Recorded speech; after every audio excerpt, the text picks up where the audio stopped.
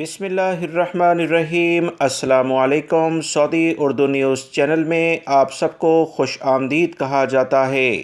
سعودی وزارت صحت نے بوسٹر خوراک جو کہ تیسری خوراک ہوگی، اس کے بارے میں ایک اہم اعلامیہ جاری کر دیا ہے، جس کا جاننا سعودی عرب میں موجود تمام غیر ملکی افراد کے لیے بہت زیادہ ضروری ہے۔ سعودی حکومت کی جانب سے مسلسل کیے جانے والے کرونا سے متعلقہ اقدامات میں ایک بڑی پیش رفت ہونے جا رہی ہے۔ سعودی وزارت صحت نے 18 سال اور اس سے زائد عمر کے افراد کے لیے کرونا ویکسین کی تیسری خوراک لگانے کا شیڈول جاری کر دیا ہے۔ سعودی وزارت صحت اور دیگر ذرائع سے جو تازہ ترین بیان جاری ہوا کہ کرونا سے بچاؤ کے لیے مملکت میں 18 سال اور اس سے زائد عمر کے افراد کے لیے بوسٹر ڈوز لگائی جائے گی۔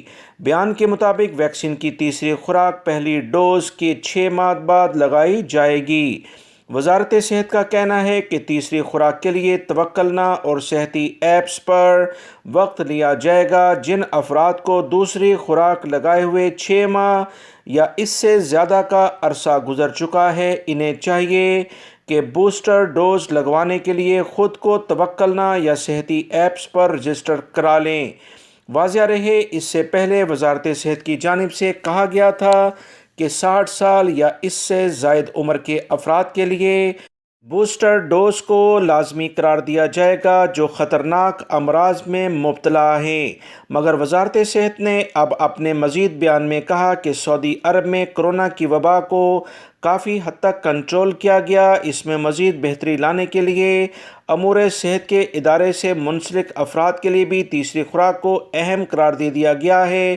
اب یہ خوراک تمام لوگ جنہوں نے کرونا سے متعلقہ دونوں خوراکیں لے لی ہیں، سعودی عرب میں موجود ہیں، تیسری خوراک کے لیے اپنے آپ کو رجسٹر کرائیں تاکہ کرونا کے آنے والے جو بھی حملے ہیں اس سے وہ محفوظ رہ سکیں۔